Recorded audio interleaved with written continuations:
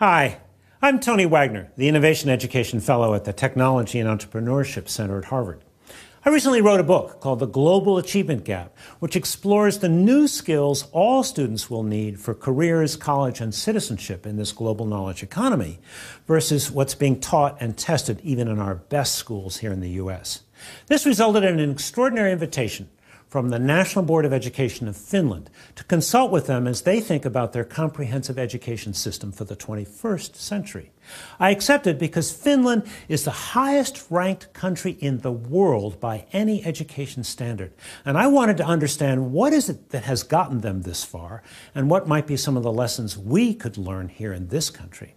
So join me as we take a trip to Finland to learn about their extraordinary education system.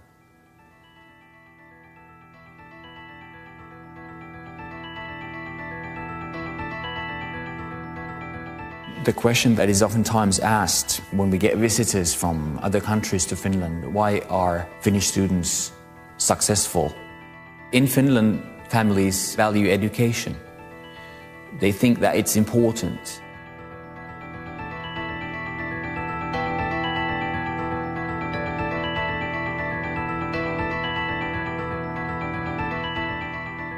We offer the same system for all the pupils. No matter what their social background is, no matter what their parents do, and so on. So everybody gets the same, similar education. We have a consensus about what we want young Finns to be after. We want to provide a broad citizenship for every Finn.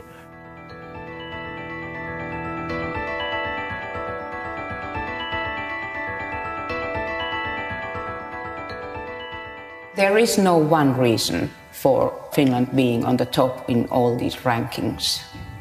I would say there are many mutually interactive factors. Politicians, principals, teachers, universities have all understood that this is actually the only resource that we have in Finland that has to be taken good care of. The brain, the young people, the education. So these decisions have all aimed at the same goal, to be able to provide our kids with the type of education that are making them possible to compete at the international work market.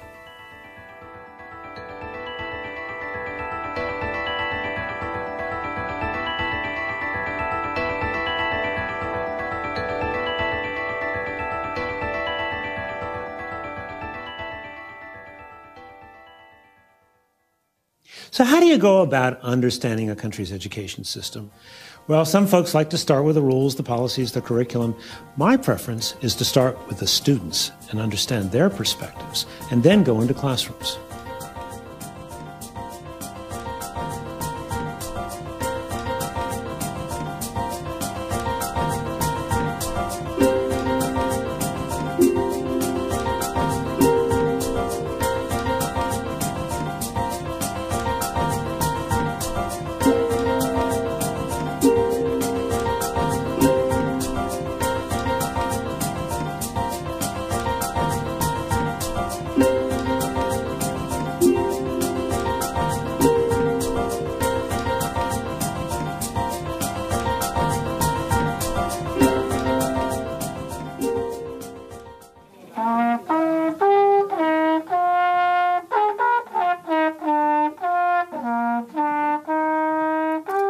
While we were in Sippo, I visited an elementary school, grades 1 through 6.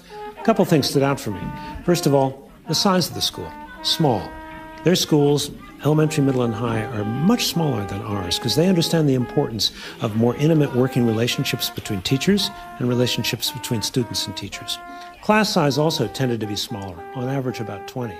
But the other thing that stood out was in this particular lesson I observed, where students were learning about different sources of energy, both renewable and non-renewable, in second grade. But after they'd been studying energy for several weeks, the teacher asked them to write a puppet show, imagining that the power had gone off in their home, and then representing what would happen. Real-life experience, thoughtful concepts, and the arts integrated into one curriculum. What is your dream? What would you like to do or accomplish in your future? And it's okay if you say, I don't know right now, but it's okay if you just have a dream, just a thought about the future. What is it that you would like to do in the future at some point? A Disney animator. A Disney animator? Yeah. Okay. Vet. A vet? I'd like to be an engineer. I play ice hockey. So if I can't play in the SM League or so I like to own Coca-Cola. All right. Well, I have always wanted to be a musician. A musician. Okay. I just want to be rich and live in Bahama Islands. So, I don't really know, but maybe a teacher. It would be cool to act or do some other things with movies and so on. Or to be, tietääkö joku mikä on nuoriso- ja vapaa-ajan ohjaaja? A youth leader. a youth leader. Okay. Psychologist. Psychologist. Good. As you imagine your future as an adult and growing up, do you believe you want to have more than what you've got now? The same? Less? Your thoughts? I think the same would be because we're living in a quite good standard, my family, and I think it's more important that I like my job and what I do than how much I earn money. I agree. It doesn't matter that much how much money you have. It's like not that big deal. But as much as you need money. It's more important to me to love the things that I do than have the money. I also agree with the fact you have to like what you do, but if you don't make any money, like if you want to be an actor and then you just can't get a job, that is not wise. I don't think so. So I am pretty satisfied with the situation at my family's, so more or less the same. Mm-hmm. Yeah. Jobs that give you much money also take usually lots of time. So if you hate what you do but get millions of euros, it's not worth it. So less is sometimes more. I agree too, but I'd like to be a millionaire too. But We used to have 45 minutes, and then we used to have also these like double lessons, so we had like 90 minutes lessons. And they changed it because, you know, when a class starts, the first 5 minutes go to that everybody sits in place and is everybody now here, and then the last 5 minutes usually go that everybody is putting away their stuff. So now they thought, okay, now we save time, we just take a bit longer lessons. So we arrive at school maybe something like 8 o'clock, but if you're lucky you can come to school later. Like 10 and 11 or last year I had or we both had actually like almost every day from 8 till 4. But when we're now seniors, so life is much easier now. So in the next period, when we have only like 4 courses or 3, so we have maybe some days we have only 2 lessons. We come to school at 12 and leave at 4, or come to maybe 11 and leave at 2. So it really depends how you do your course, how you choose them. Most people do this upper secondary in 3 years, but it's also possible to do this in 2 or 4 years. So of course if you do in 4 years, that means you have you don't have that many lessons every day. In my free time I see my friends and I fence, sword fighting, and then I play with my computer and I don't usually see my friends until the weekend because then you have more time. But I do sports, I do boxing or go to gym, or I spend a lot of time in front of the computer too. Facebook it's very easy to get addicted to.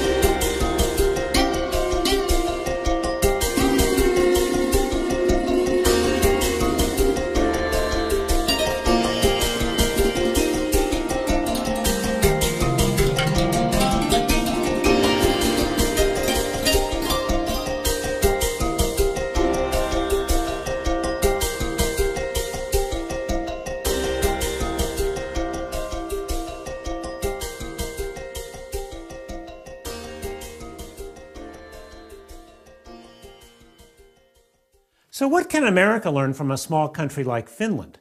Well, the better comparison is actually with our states, which have substantial autonomy for their education systems. So we think it's actually interesting to compare the results from Finland with a state that has similar demographics, size, and population, and in fact was settled by Scandinavians, Minnesota. Minnesota, according to the last national NAEP test, our nation's report card, scored 4th highest in 8th grade math scores and 2nd highest in the country on 8th grade reading. But what most Americans don't understand is that our best is simply not good enough by international education comparisons.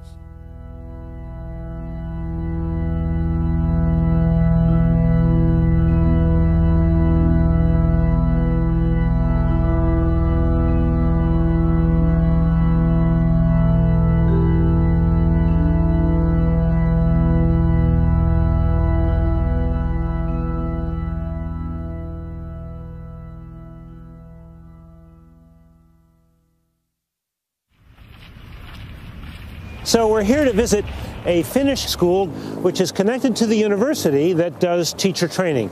So what we expect to see are regular academic classes being taught by teachers who are also training student teachers. Here what we have is the lesson plan for the math class we're about to go visit with Johannes. And he outlines for us what was done in the previous lesson, which was the discovery of the Pythagorean theorem, which he just described to us.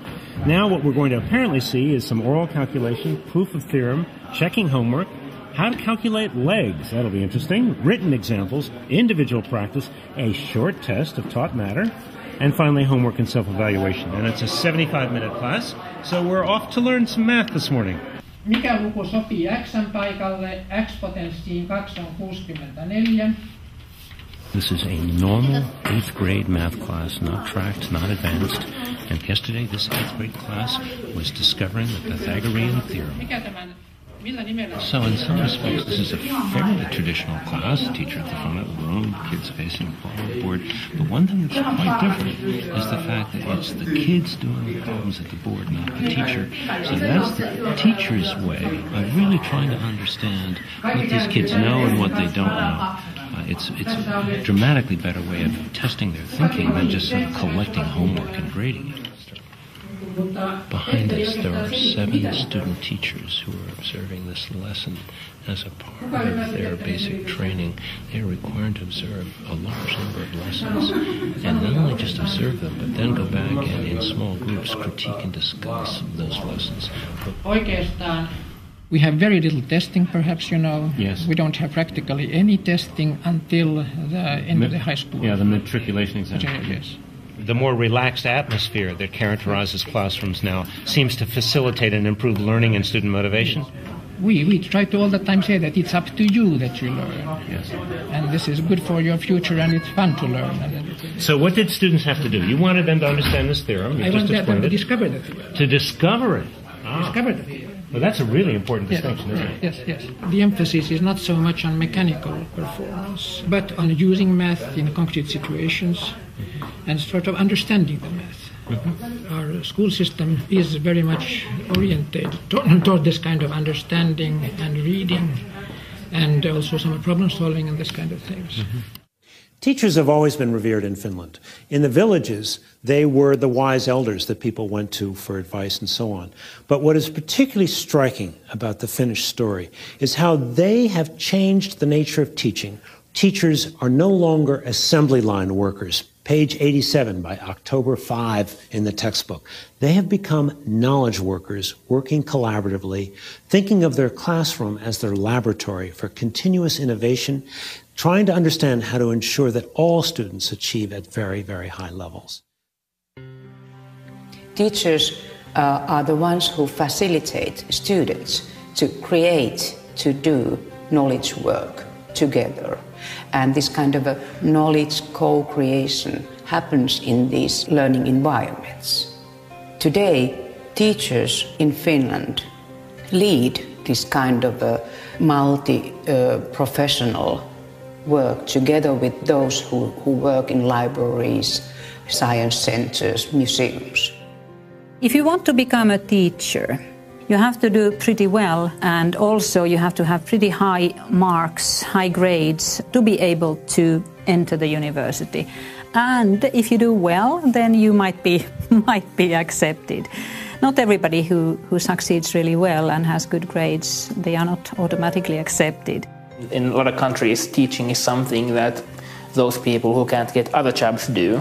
But in Finland, it's a job where people apply to the teacher education and to be teachers. So it's an esteemed profession. Young people in Finland, they want to be teachers. And we get very competent teacher students. We have 5-year study programs for all teachers, both class teachers and subject teachers. Subject teachers, they major in their subject, and class teachers, they major in educational studies. So it's 3 years of bachelor's and 2 years of master's. I've understood that it's quite rare that all teachers have the university master's degree. Yeah. I think most countries don't have that. It's probably one factor. The main reasons for our success, I would say, that it's teacher education, that we're able that we have teachers that all have masters. We call it a research-based teacher education.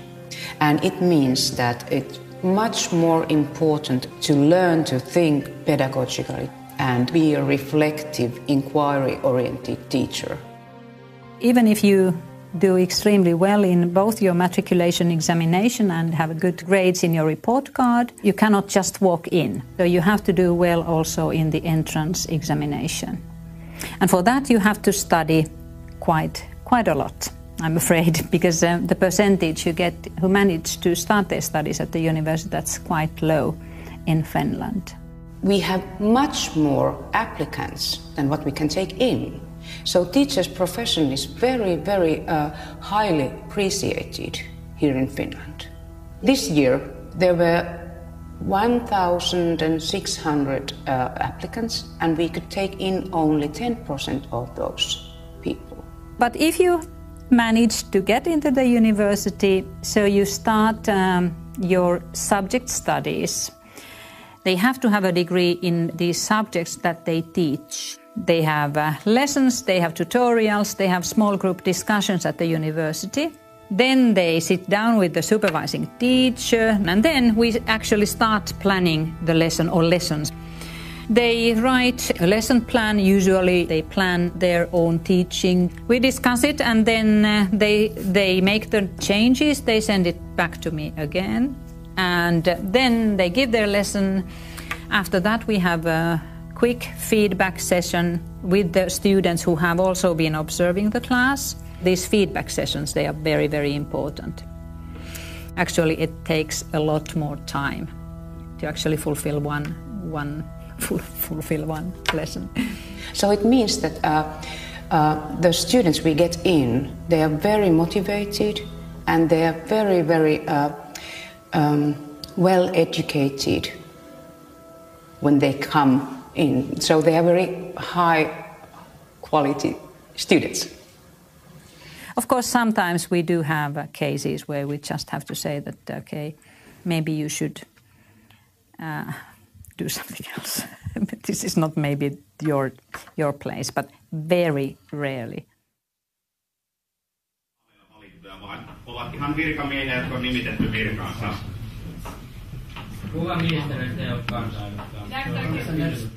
The beginning of the class is used as either warm up or cool down. The teachers talk about it in different ways, but it's a way of relaxing the kids and also engaging them.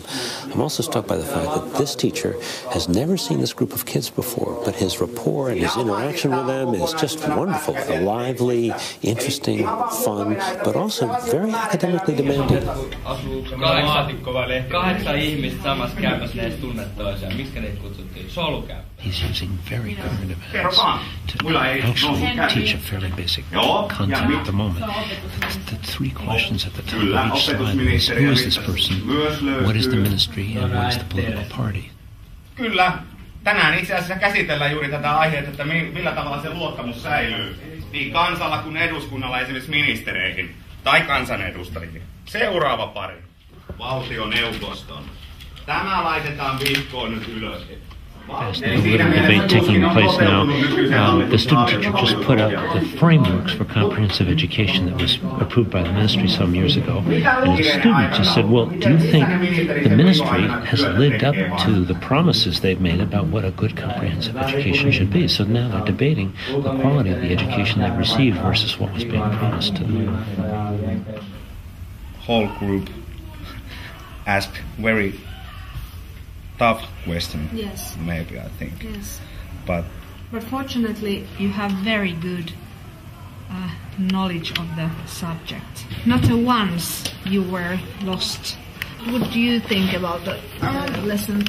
I thought it was very nice. I wouldn't have spoken so much in the lesson, and I would have given them more space.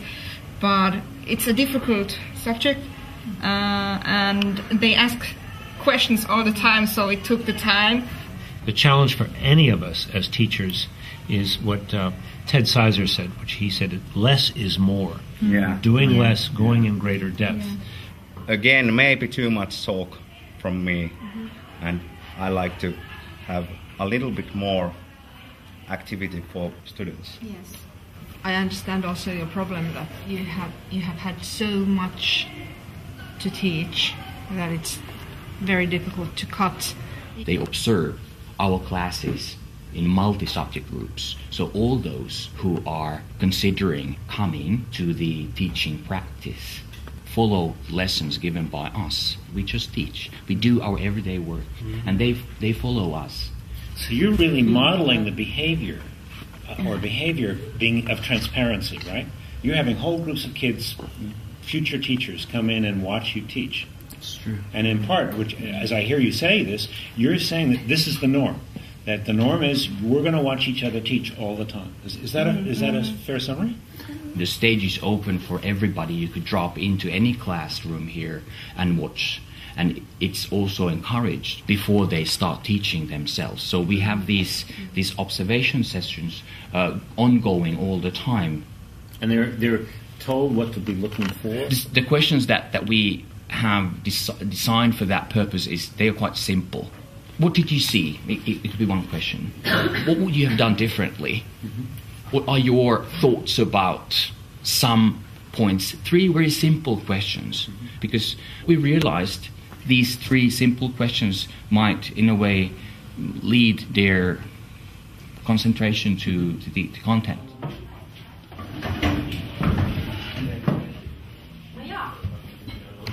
So this is a Swedish class. It's been taught entirely in Swedish, and this is a student teacher who is giving a formal lesson that was co-constructed, put together with the master teacher, who is observing here in the back, along with several other student teachers. The teacher trainer has sent me the lesson plan by email on Sunday. I've been commenting on her plan and ideas through email correspondence. And she's been reviewing it and sending it back to me. What I do now during the lesson, I have the lesson plan in front of me and I comment on it, looking at the things she does and probably giving her hints what could have been done differently. And she gets right away my comments after the class. Of course, we also discuss the lesson face to face after the class.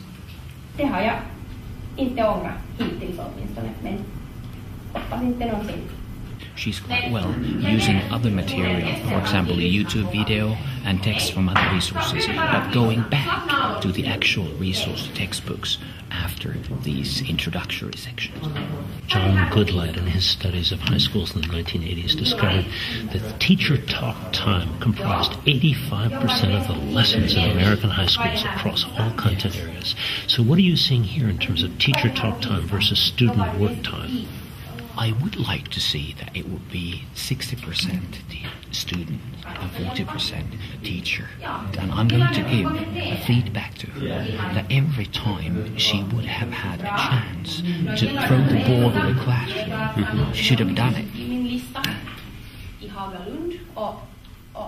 So can you say a little bit about why you chose that video? Why did you show it? The theme of this lesson was the future and what these 15-year-old people are going to do after this class. They're going to high school or whatever.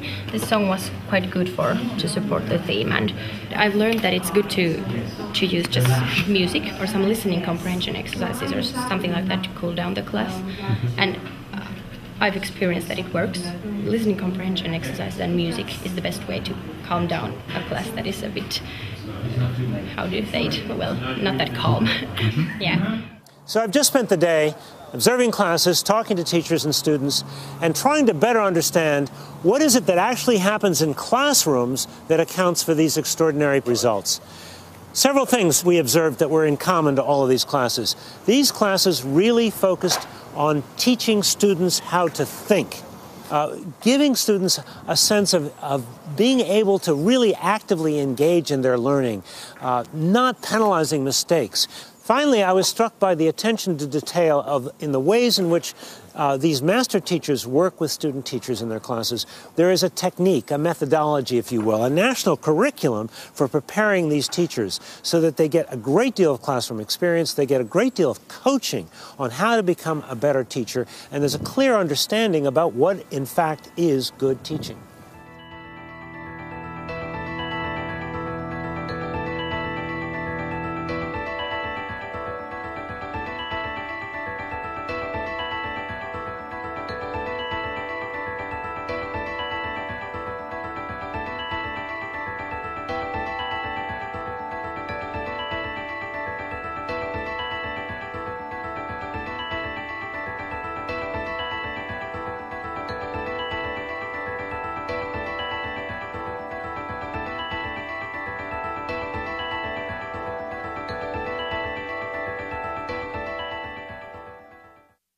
In Finland, we have got a high living standard, and almost everybody can travel and have houses, and it's enough. It was very satisfied for me to hear from my daughter that she doesn't want anything more. So I think it's good to have this and spend time to things that you like to do with people you love. We've had a chance to explore what Finnish students do in the classroom, but what do they do after school? Well, a 9th grade girl and her mother were kind enough to invite me into their homes so that I could better understand how they spend their free time and their parents' perspectives on their children's work. Yeah. So, you come home, how much homework do you typically have to do? We don't have that much. You don't have that much homework. Yeah. And you're in 9th grade? Yeah. So do you expect when you go to upper secondary you'll have more homework? Do you hear from students there? I guess. Yeah. How much? So how much do you do now? Do you do some every day or not even every day? No, not even every day. Not even every day. And so how many hours a week would you say? 3 hours a week? 3 or 4 hours a week? Yeah, but Finnish education system, way outperforming every other country. How do you understand that as both a teacher and a parent? a big part of it is that we take care of those children that are not doing so well at school. So we have got very qualified special education. Early interventions, we hear. Yes, we try to find out what's the problem behind the learning problems, because often it's something that we can avoid by teaching in different way. So here is our class. So we had a thema day in school. What was the theme? We are mafia family. I kind of guessed. Yeah. So also homework. I'm not concerned about that at all. I've always known that they do their homework. I never check if they do You don't have to check. You don't. No. Do you even ask what's your homework, or how much homework do you have this week? No. Sometimes when I try to be a good mom. I had a chance to visit some schools while I was in Finland.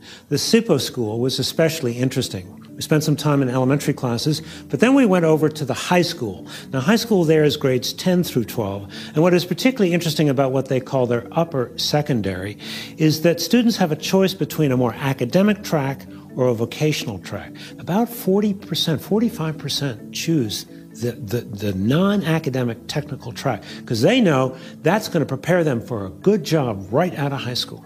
There's a respect and a dignity about all work in Finland. And what matters most is the skillfulness and intelligence you bring to whatever job you may have. A long time ago, I went to the technical university, and I studied electrical engineering and electronics. And after that, I have been working at different companies for 30 years. I wanted to decrease the stress level because I was a technical director in a company, and this is how I did it. I started to teach something I have learned. One big finding was that experts don't know how people learn, because there are many different understandings. So I'm trying to understand how it really happens in practice. So, yeah. What I like in teaching is many things. This is demanding, a lot of challenges. You can see the results. You have long summer vacations. What else you need? In practice, all students here may also select courses from the academic side. It's possible also in the opposite way, even though not many are doing that.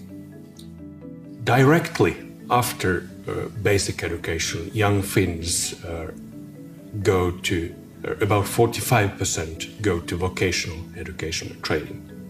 About 50% go to upper secondary general schools.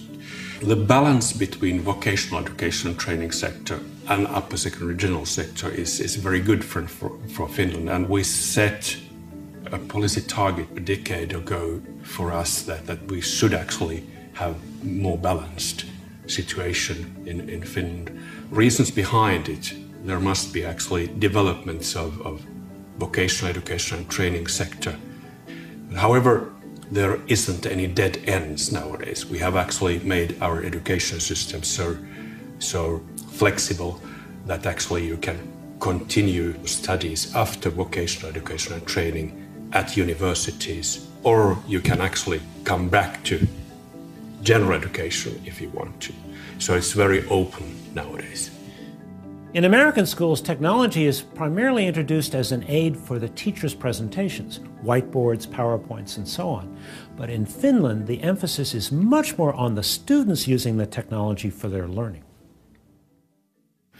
How long have you been teaching here in the upper secondary? 26 years. Oh, just starting then? Yeah, in that same school. Yes? 26 years. That's yes. A long time. Yeah. So have you seen much difference in the students? Are they different to teach now than when you started? I think students are almost the same, but relationship between students and teachers are better nowadays. In what ways? We are working together more and more. Oh, that's excellent. Yeah. We just had a nice 25-minute lunch in the school cafeteria, but you told me your class started 25 minutes ago. Yeah. You mean you trust them to work on their own? Yeah. I trust them to work alone, and they have, deadlines. Yeah. Then what they have to do, and they have this learning environment Moodle, and they make maps there. And So tell us about Moodle. Moodle is a learning environment, and you can put all kind of material, and you can discuss, and you can evaluate with Moodle. Learning is something to use cultural tools, all kind of tools. If you have a lot of tools, you can learn even more. And So it's like an online learning environment. It's online learning environment. Where they are sharing projects with one another? Yes. Everything where is shared, yes. Everything is shared. They're working on projects together online. Yeah. You're giving them lectures online that they can access? No, not lectures. But you give them problems or challenges that they have to solve. So tell us a little bit about the class we're just going to go see. It is, I think there are some 20 students. And what are they going to be working on? They are working kind of geography study about African countries. Okay. Hanna, can you tell me what you're working on, please? I'm searching some information about African land Togo, which is this. How much time do you have to work on this project? About 5 weeks. 5 weeks? Just to work on this project? Yes. And you're working alone for 5 weeks? Yeah. Is that hard? Well, I don't think so. It's actually, I kind of enjoy this. Yeah. I think this is quite fun. I have to do something in every category? Yes. Here working on Zimbabwe's nature map, and I have to make one map on paper and one map in internet. Oh, I see. So you're also having to write here some answers that the rest of the class will see that will be shared from the software. And other students will comment on your work? Yes, yes. Do you find this useful? Would you rather be reading a textbook and taking tests? I think this is quite a good way to learn. Use more of your own creativity, your own thinking, and your own ideas about how to create an effective mind map? Yeah, exactly. Niin, tuohon linkkiin sun pitäisi kopioida se sieltä sivun otsikko vielä. Tää kokonaan? Joo. Eli se, ja sit se laitetaan siihen kopioi liitä. Ja sit OK. Ja nyt kun sä menet sinne Moodleen ja painat tallennan, niin se tulee. We are studying business marketing. So at this moment, we are studying the social media marketing, which is a quite new area. You know, no one knows where the marketing in social media is going. So students are actually in the Facebook, which they love, trying to find out different kind of articles, especially about Facebook and marketing. They are using Wikipedia. It's quite interesting because when you see something new is growing, so you need to go right to it and to see where it's going to.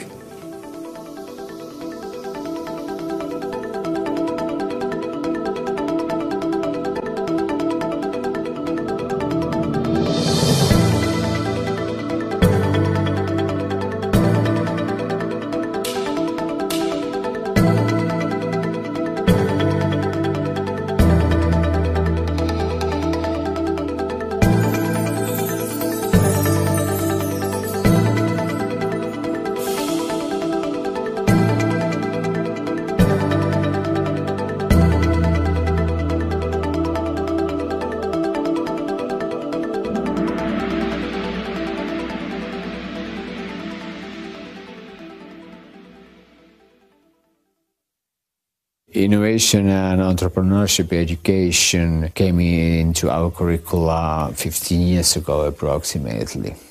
It should be included in every teaching and every subject. What does it mean to educate an entire country to develop the capacities for innovation? Finland is among the top 5 countries in innovation, global competitiveness, and entrepreneurship. But yet this country is now asking what I would say are some of the post-industrial questions. If education is to be something that maybe is for its own sake, to develop curiosity, to develop imagination, to develop social bonding and networks, what does that mean that we might need to do differently? How do we free up time and space for more exploratory learning, not just transmitting information, but giving young people chances to explore, to experiment, and to create new knowledge and new information? I was 16 when I started my company. We have 3 full-timers, like I am. So we go to school, but when we are out of school, then we do some jobs and marketing and such. It specializes in making home computers, and mostly we do gaming computers for kids like us. We know what we want, and that's what we do. So this is actually the main site. As you can see, there came my friend, and he is eating a motherboard. It's so easy. I can't lose any money, but I can make money if I work hard. Well, if it can provide us when we are graduating and don't get any better jobs, then it's good that we have somewhere to work. You know, by luck, I stumbled on this student project in one of the schools where students were learning about innovation and entrepreneurship by forming teams that had to produce a new product or service overnight. quite literally. They were spending the night in schools with their teams and with adult chaperones, learning the skills of innovation and entrepreneurship.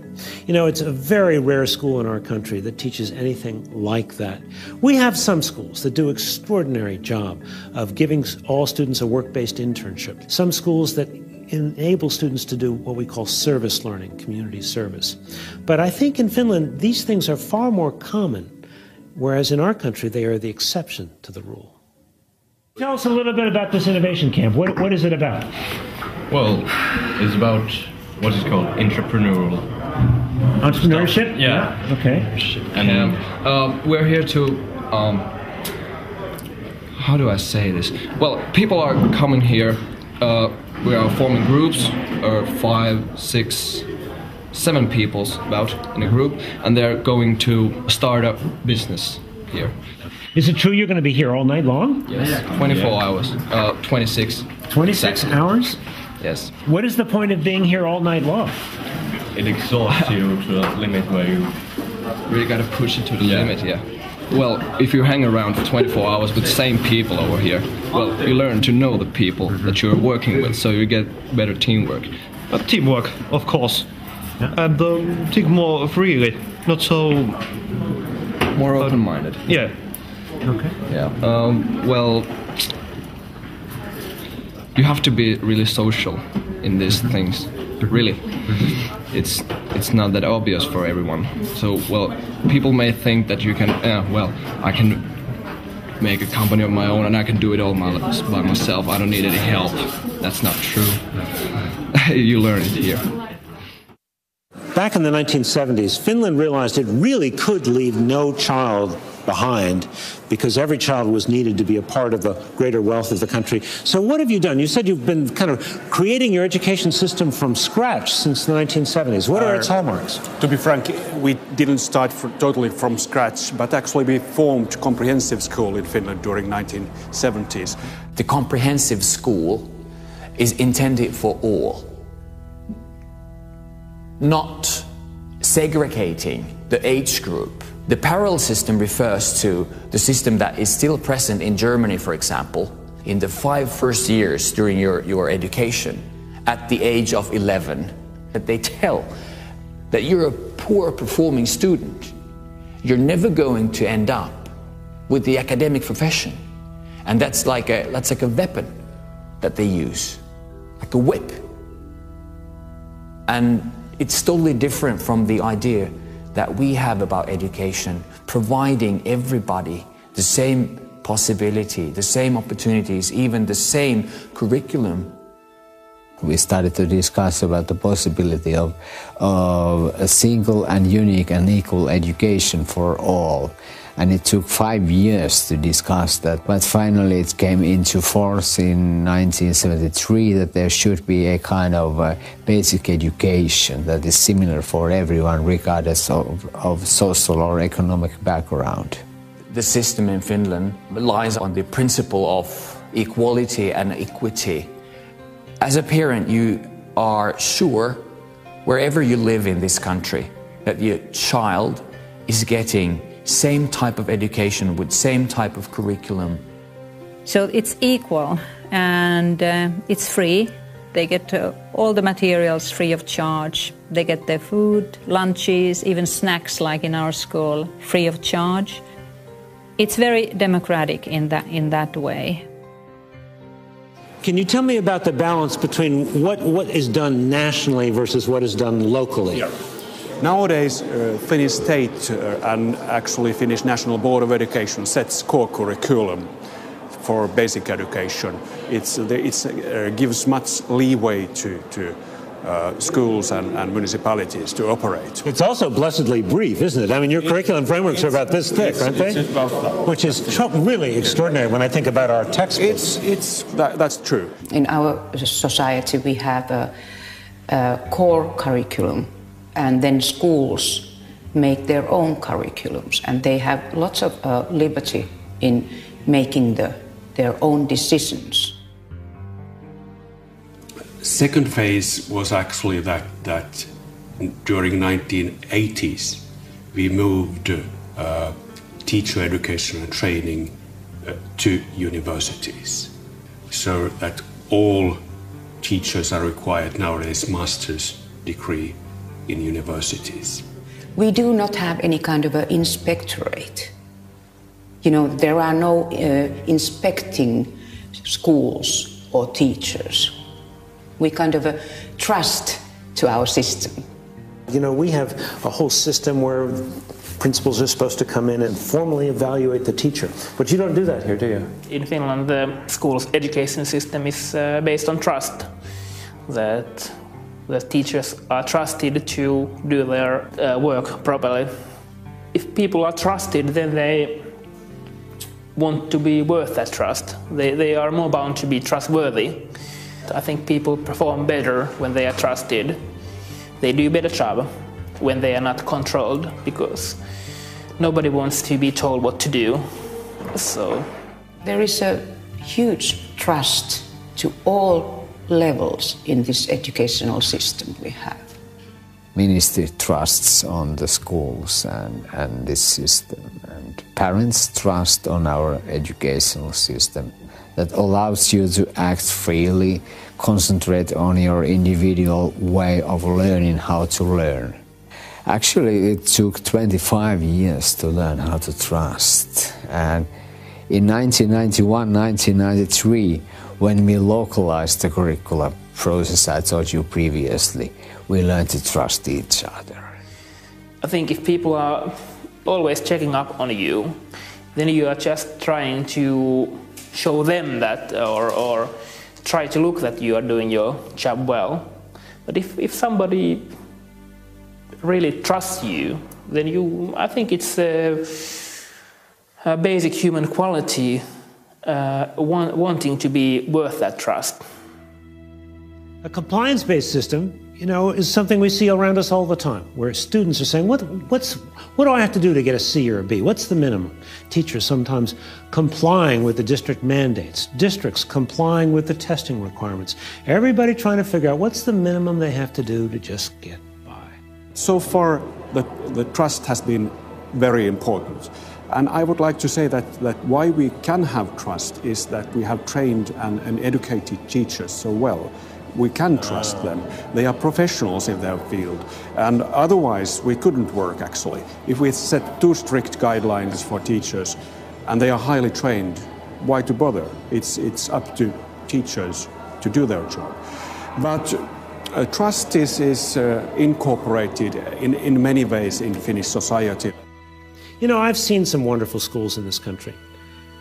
Almost all of them were small. Almost all of them were startups in the sense that they were new, small schools within schools, schools of choice or charter schools. And almost all of them were based on trust.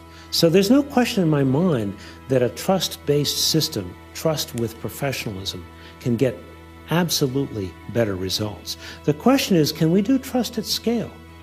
I think it's a necessary experiment. We have to find out, because the compliance system at scale is simply a spiral downhill.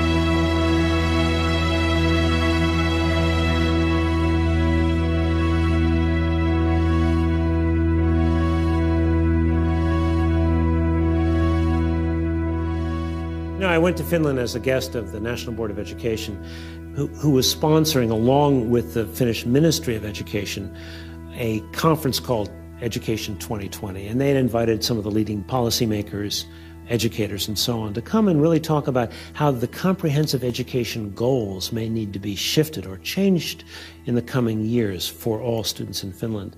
So the question we might ask ourselves is, how do we talk about education in a way that's not punitive and in a way that's future-oriented and in a way that grounds the conversation in the experiences and in the needs of young people themselves, as well as in our economy and in our democracy. So tell me about this 2020 conference. You're here today to talk about education in 2020. You're already the best in the world. What are you worrying about? Why are you thinking about 2020?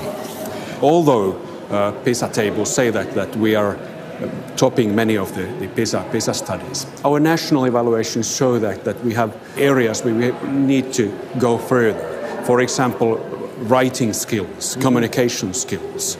But to be more profound, it is about education itself. What are the outcomes of education? And there we have to bear in mind that we have been too strictly academic so far. So it's not enough to memorize things. We should actually learn how we use the knowledge. It's not distinction between 21st century skills or academic skills. We need both. And we don't want to abandon the good situation we have in academic skill area. No, that's definitely true. It's much more important to learn to think than to learn to repeat some basic subject matter things. Family values are important, education is important, reading is important. It's important to understand reasons behind things. Concentrate, read, dream, talk, understand, reason, find solutions yourself. Finnish education is still too subject-oriented. We should actually highlight thinking skills, collaborational skills, that kind of skills which are more higher order. As we think about what has to happen in this country, it's not just changing what's taught and how things are taught, but really reshaping the teaching profession. And it's not about money. It's about teachers thinking of themselves as knowledge workers, teachers understanding that they have to be innovators in the classroom every single day as they think about bringing all students to high levels of attainment.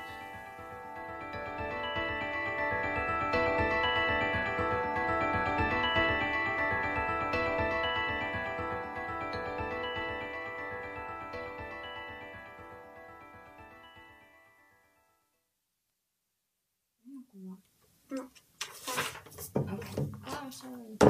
Yeah, I don't know her play this like good, but yeah, she's good. No.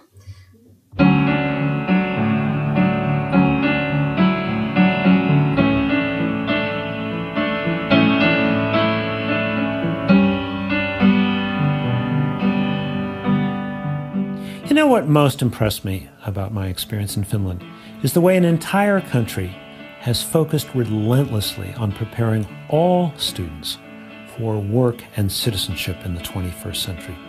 But the real question is, what can we here in America learn from their experience?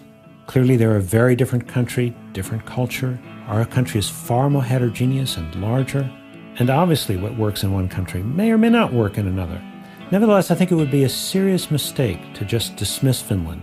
In fact, I believe we need to see Finland as a laboratory for 21st century educational innovation, a place that has done sustained research and development to create a truly world-class education system for a new century.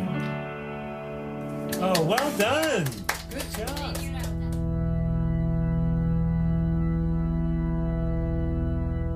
One of the most important lessons from Finland is that the business of school is learning, period. It's not sports, nor is it even extracurriculars. Nothing interrupts the learning process in classrooms. It is sacrosanct. A second valuable lesson is the way in which they have totally transformed the education profession over the last quarter century. Very high standards for admission into schools of education, so only the very top students become teachers. All teachers must earn a master's degree, which brings far more academic rigor into the classroom. and the kind of training these student teachers receive, where they observe master teachers and have their own teaching practices critically evaluated, really prepares them to enter into the classroom ready to engage all students. Yet a third lesson from Finland is the idea of less being more. Very few national curriculum guidelines which can be adapted locally. Class time is longer, and there are fewer classes in the day, which allows students far more time to do projects and to go into greater depth in their academic studies. Then there are the ways in which Finland has focused on how best to motivate students. The students have many more choices for the projects they pursue in their classes, and the arts are far more well integrated into every class. But perhaps most important, by developing a very comprehensive vocational education system at the high school level, which prepares students for jobs immediately out of high school. I have to wonder that if we gave every student the choice of a high-caliber vocational education system in every high school in America, might we not be able to significantly reduce our epidemic dropout rate? But what I found most surprising of all is the way in which the Finnish education system is built upon trust. The ministry trusts the municipalities to adapt and adopt the national curriculum as needed. The municipalities trust the teachers and the schools to do what's right. The teachers even trust the students to use their time wisely and to use the internet and other technologies responsibly. Of course, trust doesn't happen overnight. The Finns began with developing a real consensus about the importance of education and the purpose of education. This consensus has enabled Finns to work far more collaboratively and cooperatively to prepare all of their children for a rich and satisfying and productive life in the new global knowledge economy. So is there anything Finland might learn from some of America's best education practices? Actually, I think there is. In the best schools that I've seen in this country, students have digital portfolios and publish their work. Teachers videotape their own and one another's lessons, leading to a kind of transparency for all students and teachers in learning and teaching. So, of course, we have some wonderful teachers in extraordinary schools here in America. But what was so inspiring about Finland is the way in which they are doing this kind of high level of education for every single student in the country. For me, this is the Finland phenomenon.